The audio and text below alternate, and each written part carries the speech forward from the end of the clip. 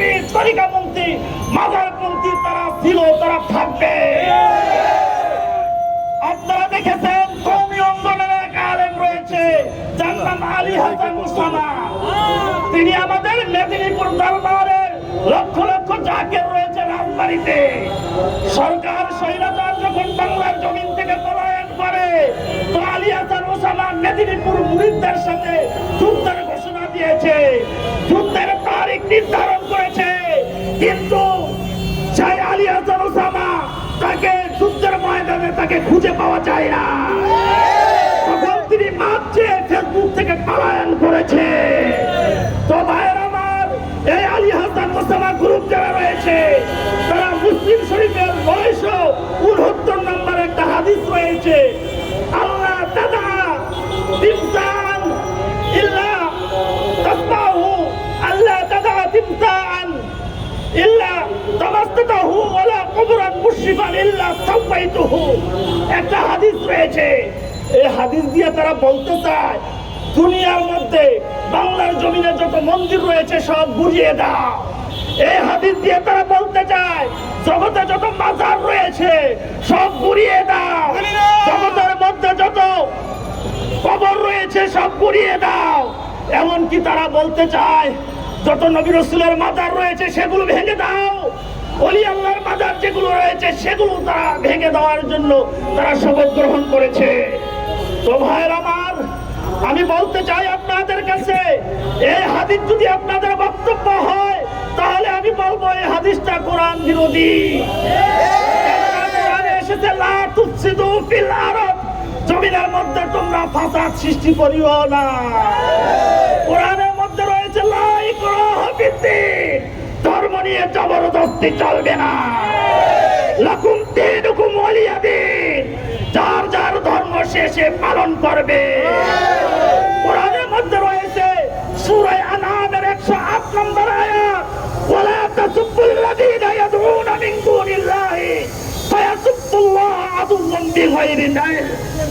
আল্লাহ ব্যতীত যারা অন্যের ইবাদত করে, অর্থাৎ হিন্দু ভাইয়েরা, খ্রিস্টান ভাইয়েরা যারা ইবাদত করে, তাদের দেবদেবীকে কোরআনে গালি দিতে নিষেধ করেছে। কোরআনে যদি হিন্দু ভাইদের দেবদেবী, খ্রিস্টান ভাইদের দেবদেবী, বৌদ্ধ ভাইদের দেবদেবীকে গালি দেওয়া নিষেধ করে থাকে, তাহলে তো তাদের দেবদেবীকে ভাঙ্গা কি কোরআনে কি আদেশ করেছে? তো ভাইয়েরা আমার, আমি আপনাদের কাছে একটাই বিনীত অনুরোধ, আমি কওমি অঙ্গনের বড় বড় ওলামায়ে কেরামগণ আমাকে ফোন দিয়েছে, বড় বড় আলেম আমার বন্ধু বান্ধব রয়েছে, জামাত ইসলামের দায়িত্বশীল অনেকে বলেছে ভাই এই ভাঙচুরের সাথে আমরা জড়িত না, যারা করতেছে তারা উগ্র, তারা অতি পণ্ডিত, তারা অতি উৎসাহী, তাদের সাথে আমাদের কোনো সম্পর্ক না। এজন্য বলে দিতে চাই, চরমনাই পীর সাহেব হুজুর, আপনার মুরিদান যারা রয়েছে, হেফাজত ইসলাম আপনাদের দলের কর্মী যারা রয়েছে, জামাত ইসলামের কর্মী ভাই যারা রয়েছে, জামাত ইসলামের আমিরের কাছে আমার আহ্বান, আপনারা আপনাদের কর্মীদেরকে বলে দেন মাজার ভাঙচুর চলবে না। যদি ফিরত মাজার ভাঙতে যান আর যদি আপনাদের পা ভেঙে যায়, হাত ভেঙে যায়, এর জন্য সুফিরা দায়ী না। যদি আপনাদের বুঝাতে হয় তাহলে কোরআন দ্বারা বুঝান। কোরআনে রয়েছে ইদফা বিল্লাতি হিয়া আহসান, তোমরা যদি কাউকে দাওয়াত দাও উত্তম আদর্শের মাধ্যমে দাওয়াত দাও, হিংসার মতো, ধর্মের মতো, হায়নার মতো ভাঙচুরের মাধ্যমে না। খাজা বাবা উপমহাদেশে ইসলাম প্রচার করেছে, কাউকে হত্যা করেছে আপনারা শুনেছেন? শাহজালাল বাবা কাউকে হত্যা করেছে শুনেছেন? নবী রহমাতুল লিল আলামিন কাউকে হত্যা করেছে শুনেছেন? এটাই তো ইসলাম। তো আজকে যারা মাজার ভাঙচুর করতেছে তারা কোন ইসলাম কায়েম করতে চায়? এজন্য ভাই আমার সর্বশেষ বক্তব্য, আজকে যে সমস্ত দরবার থেকে পীর মাশায়েখ এসেছে সকলকে আমি সাধুবাদ জানাই। বাবা সজিব চৌধুরী হিয়াজুরাত দরবারের আজকের মানববন্ধনের যিনি প্রধান সভাপতি বাবা সৈয়দ গোলাম মঈনুদ্দিন হিয়াজুরি, অনেক পীর সাহেবদেরকে দাওয়াত দিয়েছি ভাইরা, আপনারা আসে, আমরা একটু মানববন্ধন করব।